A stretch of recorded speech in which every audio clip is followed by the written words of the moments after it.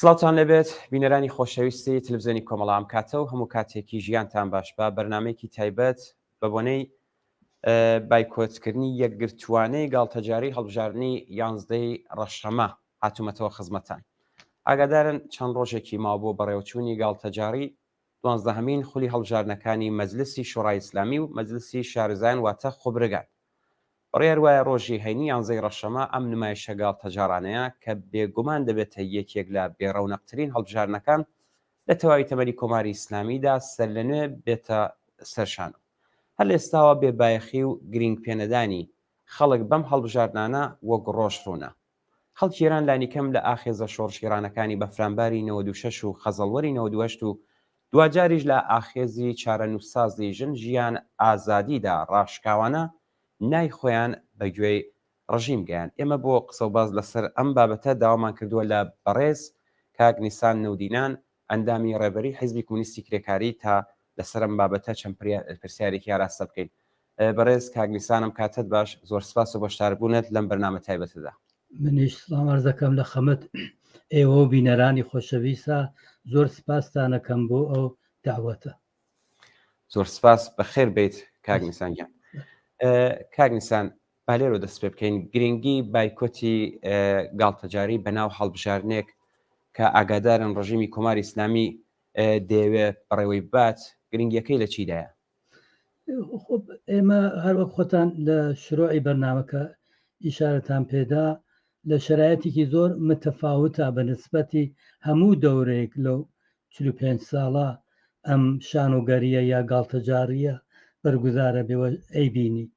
بەو دەلیلە هەم ئاخێزی ژنجیان ئازادی کە ساڵی 1401 بووە، لە ساڵای پێشوە 98مان تەجروبە کردووە و ئاعترازاتێکی زۆر بەربڵاوی کۆمەڵایەتی لە عینی حاڵە ئێستا ئێمە شاهدین کە هەر ئەو چەند مانگی ڕابردووە هەرچەند تۆزە فتێڵەی ئاعترازاتی انقلابی ژنجیان ئازادی هاتوۆتە خوارەوە، ئێمە شاهدی قودرەتمەندترین ئاعتساب بووین لە 10 شاری کوردستانەوە، جنبشێکی بەربڵاو دژ بە ئیعدام یا گفتمانێ و یا جنبشێکی وەسیع دژ بە بێئسڵاح حجابی ئیجباری و ئیفاف و قوانینی قەزایی جمهوری ئیسلامی.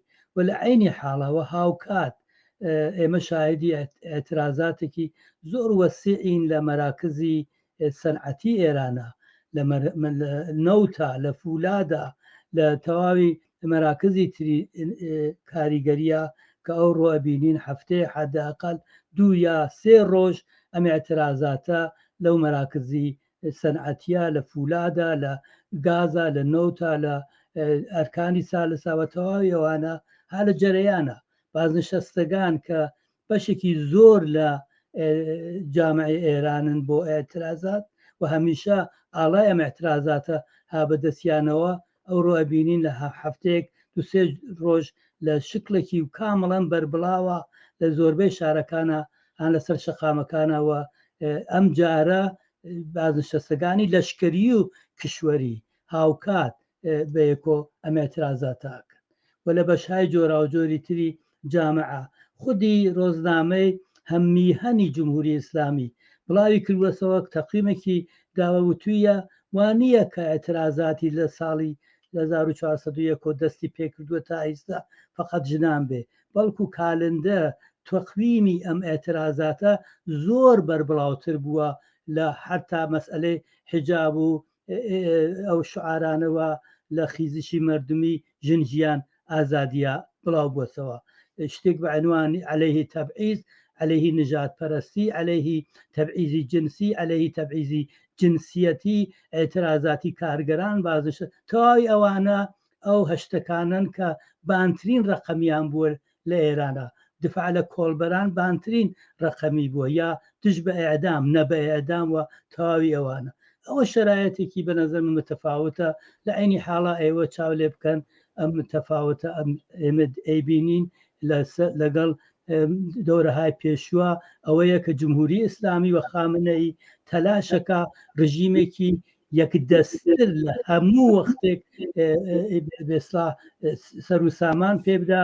بۆ دەلیلە ئەم گاڵتەجاڕیە مەسئلەی انتخابی جێنشینی خامنەئی مەسئلەیەکی زۆر مهمەوە جدیە و لە عینی حاڵە خامنەئی و سپای پاسداران ئەیانەوێ سڵتەیەکی زۆرتر بەسەر حاکمیەتە پیا بکەن کە ئێستا هەیانەوە بە ڕەدی سەلاحیەتەکان ئێمە شاهدی ئەو مۆقعیەتنەوە ئەیبینین. دەنەسۆ شرایەتی زۆر متفاوتە، هەروە باسم کرد لایەک ئەترازاتە لەلایەک و تەوەڕمێکی زۆر وەسیعە کە لە جامعە وجودی هەیە کە فەقر و فەلاکەتێکی زۆر زۆری بە کۆمەڵانی خەڵک تەحمیل کردووە. دەکەم کشوەری دنیا ئێمە شاهدین لە عەرزی چەند ساڵە 10 میلیۆن ئینسان لە ناو کشوەرێکا مەهاجرەتکەن لە جێیەکۆ بە جەیەکی تر. لە ئێرانە ئیسامە ڕووی داوە، لە ئێرانە ئەلعان 10 میلیۆن نەفەر خەریکن مهاجرەتەکەن لە شار تاران و بەس ئەڕۆم بۆ جێتر، لە ئەسفان و ئەڕۆم بۆ شارێکی تر، لە سنە و مهاجرەتەکەن بۆ جێتر. تەوای ئەمانە بۆ معنایەکە زیرساختی ئەو کشوەرە بەتایبەت منابعی ئاب لە هەموو جۆرێکی هالە خەتەرە. دەنەتیجە ئەمەی خودی ئەمەشە یەکی لەو بحرانانەیە کە لە ئێرانە وجودی هەیە و قەتعەن جمهوری ئیسلامی باتۆجبەوە کە میلیاردها میلیارد دلار هەزینەی نیروهای نیابەتیەکە، هەزینەی سپای پاسداران و ئەرتەش و حەوزای علمیەکە ئەم لای جامعەکە کولی میلیۆنی جامعان و ئەبینین کە لە شرایەتی زۆر خراپە بەسەرەبەن.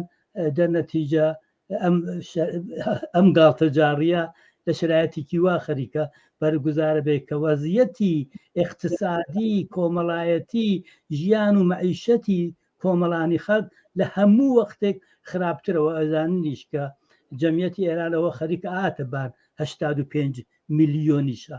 دەنەتیجە ئەمە وەزیەتێکە کە ئێمە هاینتیا و قەتعەن هەروەک ئێوە ئیشارەتان پێدا اتحادێکی گەورە، هەمبەستگیەکی گەورە لە ناو کۆمەڵانی خەڵکە وجودی هەیە کە بێئەتنان بەم گاڵتەجاڕیە و بێئەتنان بەوە خودیان ئەوانە یەک مانگلەوە پێش بڵایان کردوتیان 50% لە کۆمەڵانی خەڵک نازانن کەی ئەم شان و گەریە بەرگوزارە بێ.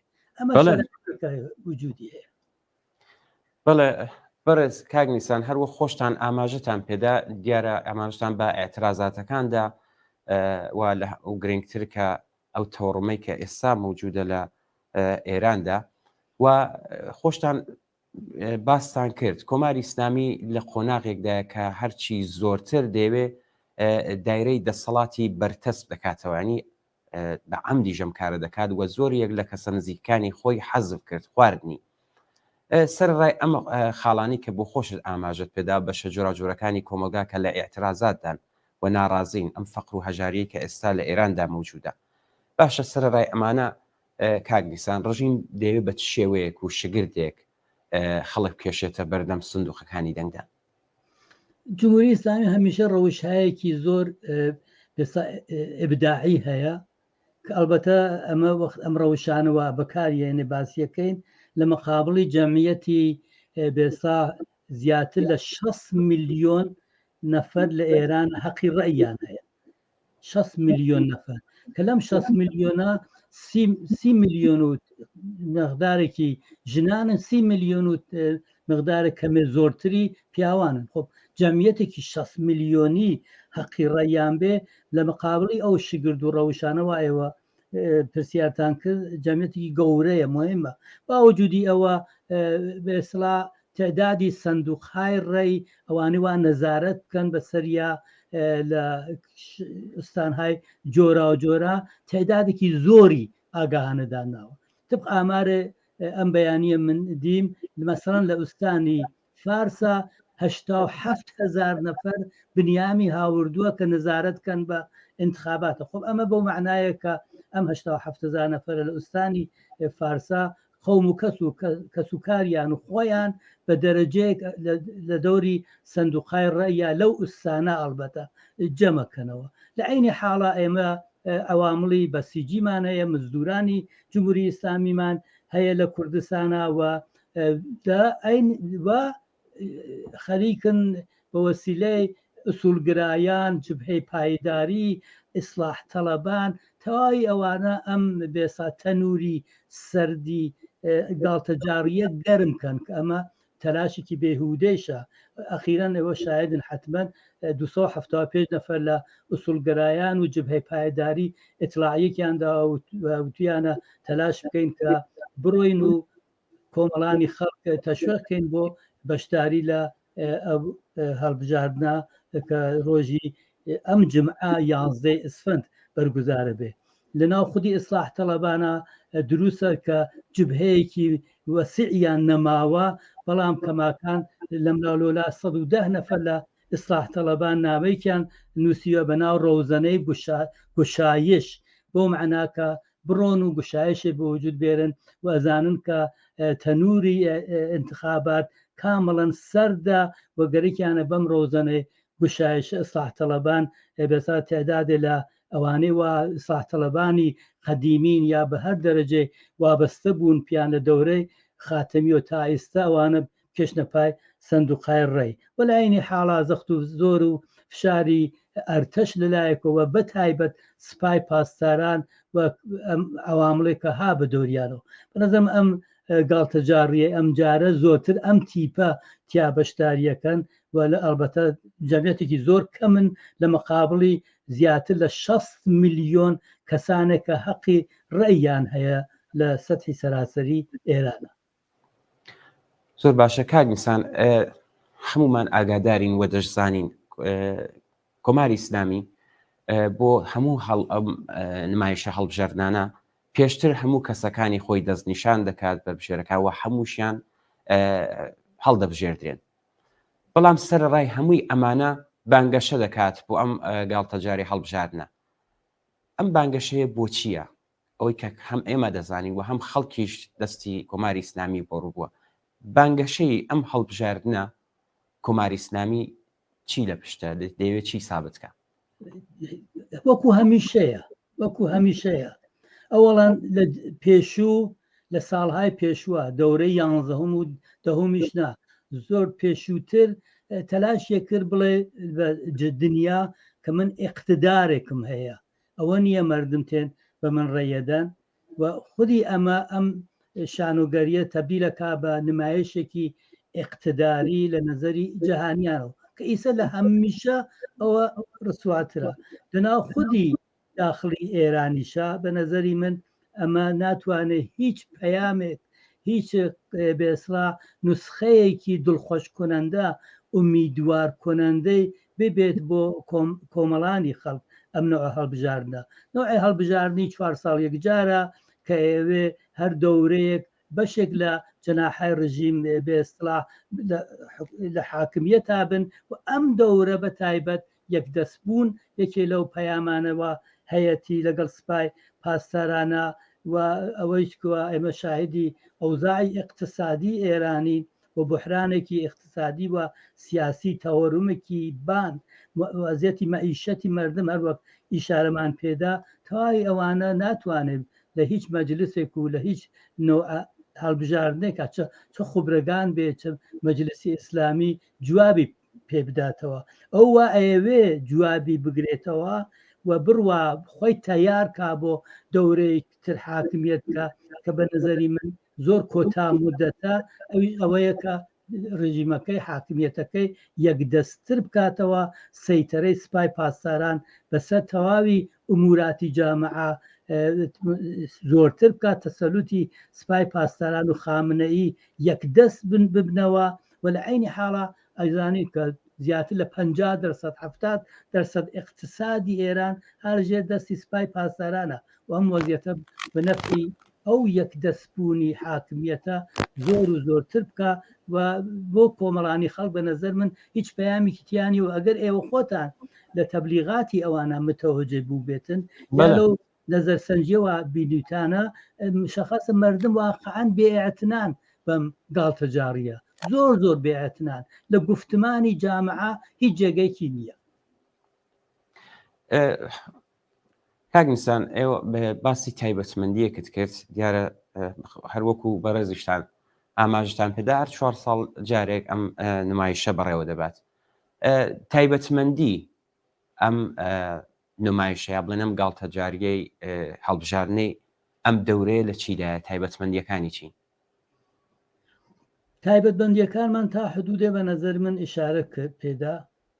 یەکێک ئەوە کە جمهوری چه هەدەفێک تاقیبەکە جمهوری ئیسلامی ئەوەیە کە بە وەسیلەی ئەم بێسا گاڵتەجاریە ئەم هەڵبژاردنە حاکمیەتی خۆی یەکدەستر بکاتەوە و بتوانێت بێسڵاح هەرچی زۆرتر پایەهای قودرەتی سپای پاسداران و خامنەی یەکدەستر ببێتەوە و لە عینی حاڵە پێ وایە بەم وەسیلە ئەتوانێت نۆعێک شکافێکی گەورە کە لە بینی جامعە و مردمە بە وجوداتوە بەم وەسیلە بتوانێت تەوهماتی ئیجاد بکە کە هەر لێسۆ دیارە وەرە ساڵهای پێشوە مشەخص بووە. هیچ ئومیدواریەک هەر جامعەیەک بەشێک لە ئومیدواری ئەبێت یابێ بۆ هەر هەڵبژاردنێک، بۆ هەر انتخاباتێ، بۆ هەر مەدانی کۆمەڵانی خەڵک، بۆ دانی هەری یەکڕەیە. بەڵام لە ئێران ئێمە ئەیبینین کە ئەم ئومیدواری ئەم خۆشببینیە بۆ ئەوە کە وەزیەتی اقتصادی جامعە، وەزیەتی ئازادی های فەردیە، وەزیەتی سەرکوبە ئەوانە هیچ بێسا ڕفۆرمێک، هیچ ڕەوزنەیەک کە بتوانێت کۆمەڵانی خەڵک تیا نەفەسێکی ڕاحەت کێشن نییە. و جمهوری ئیسلامی ئەمانە بە نەزەر من هەرچی زۆرتر تەنگتری کردوەسەوە سەرکوبەکەی زۆرتر کردووە و خودی ئەمانە ناتوانێت پەیام ئاوەری ئەو شتە بێت کە مردم پێیان وابێ جمهوری ئیسلامی ئەنجامێدا و بە ئەمەڵەن سابتیش بووە لە تواوی ئەم گاڵتەجاری و انتخاباتی جۆرا و جۆرا و کراوە لە 45 ساڵی ڕابردووە. مردم هەرچی هاتوون فاصلەیان لەگەڵ حاکمیەتی جمهوری ئیسلامی ئێران زۆرتر بووە و سەفبەندی زۆرتر بووە. لە عین حاڵە هیچ تەوهمێ نە ئەوان بە کۆمەڵانی خەڵک ماویانە نە کۆمەڵانی خەڵ لە سەتەی میلیۆنیە بۆ حاکمیەتە تەوهمێکی ماوە. بەڵێ بەڕێز کاگمیسان دیارە بەشداریکردن لەم گاڵتەجارەدا سوکایەتیکردنە بە خەبات و گیانبازی چەندین دەی ڕابردووی خەڵکی شۆڕشگەری کوردستان بەرامبەر بە دەسەڵاتی ڕەش و پڕ لە جنایەتی ڕژیمی کۆماری ئیسلامی. بەڕێستان قسەتان چییە بۆ ئەو کەسانەی بە هەر بیانوویەک کە دایانەوێ بچنە سەر سندوقەکە؟ قسەی منەوەیە کە ئێمە تەجربەمان کردووە. ئێمە 45 ساڵە نۆعی هەڵبژاردن و ئەم نۆع گاڵتەجاریە و جمهوری ئیسلامی لە سەتی سەراسەری ئێرانەوە لە کوردستانە هەیەتی بۆ بە تەجروبەیەکی زۆر مهم و لە عینی حاڵا کوردستان جێگەیەک بووە کە لە ساڵهای پێشوە تا ئێستا هەمیشە مرکزێکی زۆر خروشەندە پرجۆش زۆر شۆڕژگێر بووە بەرابەر بە تەواوی ئەو سیاسەتە زەخت و زۆر و سەرکوب و ئێدام و دەستگیریانە کە جمهوری ئیسلامی لە کوردستانە ئەنجامی داوە قەتعەن لە سەتحی سەراسەری ئێرانە لە ناو کارگەرانە لە ناو جنبشی ژنانە. دەرنەتیجە وەکو هەمیشە وەکو ئینقلابی ژنجیان ئازادی، وەکو 1401 وەکو ئەتسابی یەکمانونی و دوومانی لەوە پێش دش بە ئێدام ئەمانە محکەمتر ڕاوەسین و ئەو کەسانەوە بە هەر شێوەیەک ئەیانەوێت لەم گاڵتەجاریە بەشداری بکەن بزانن شەرمەزاری کۆمەڵانی خەڵکە بن.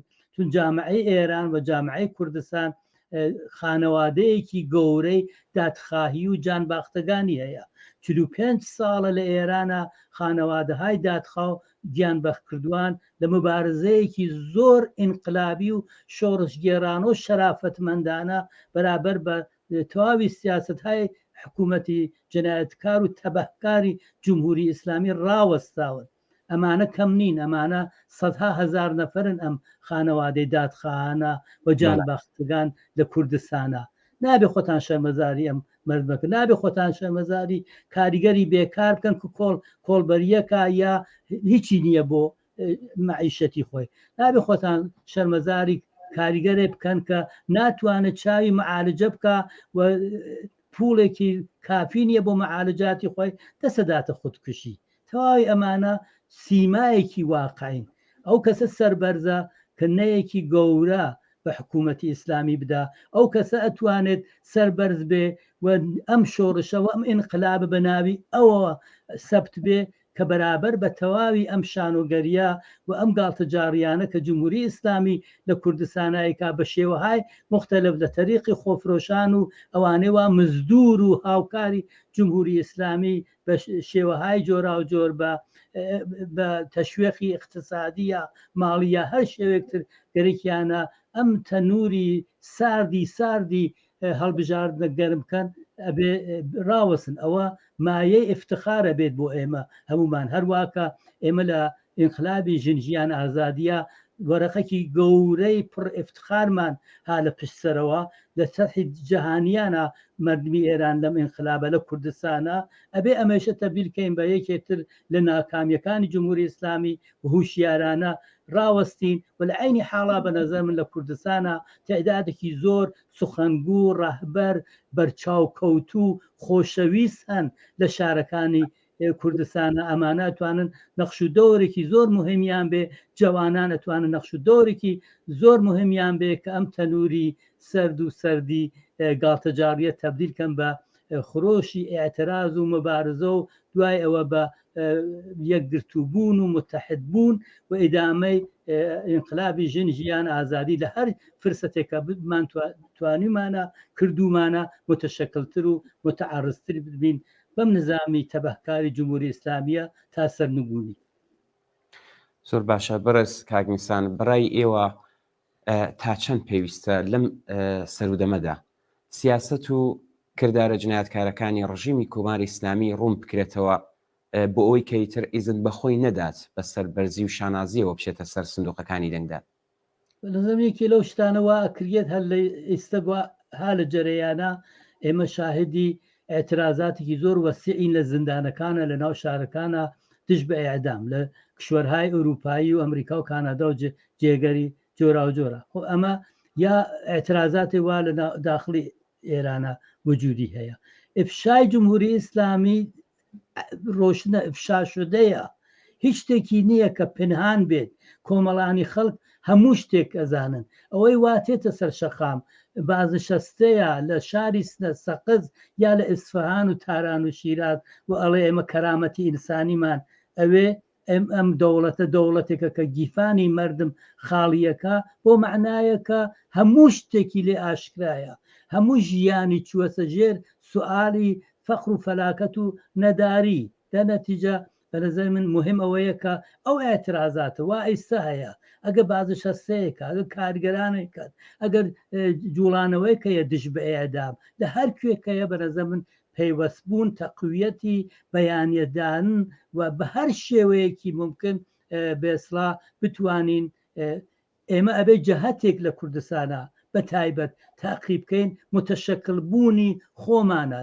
بە هەر شێوەیەکە توانین ئەم متشەکل بوونە لە هەر نەهاد و هەر تەشەکلێکە بەرابەر بە حکوومەتی ئیسلامی بۆ تەقویەتی ئەو دەستاوەردانە کە ئێمە بەدەستمان هێناوەوە لە کوردستانە ئەهمیەتێکی زۆری هەیە و هەمیشە پشتیوانی ئێترازاتی کۆمەڵانی خەڵک لە کوردستانە بوو ئەمانە تەقویەتکە جمهوری ئیسلامی بە نەزەری من بە تۆری کافی ئفشا شدەیە ڕسوایە مردم هیچ ئێتنایەکیان پێ نیە ئەو فقط توانیە بە زۆری ئەسلحە بگیر و ببند و زندان و ئێعدام ئەم حاکمیەتی خۆیە بواتە بەرەوە و ئێستاش بە یەکدەستبوونی خامنەئی و دەوایری بیتی ڕەهبەری و سپای پاسداران و اقتصادێکی زۆر دەوڵەمەنی ئێران و هەرژێ دەستیانە ئایانەوێ ئەم حاکمیەتی تەبەکارانەی خۆیان ئەنجام بدەن و ئەمانمانە لێ ڕۆشنە بەڵام متشکل بوون متحد بوونمان جەماوەربوونمان لەمە ئێترازاتە بە نەزەر من معنیەکی زۆر تایبەتمەندیتریە لە هەر دەورەیەک.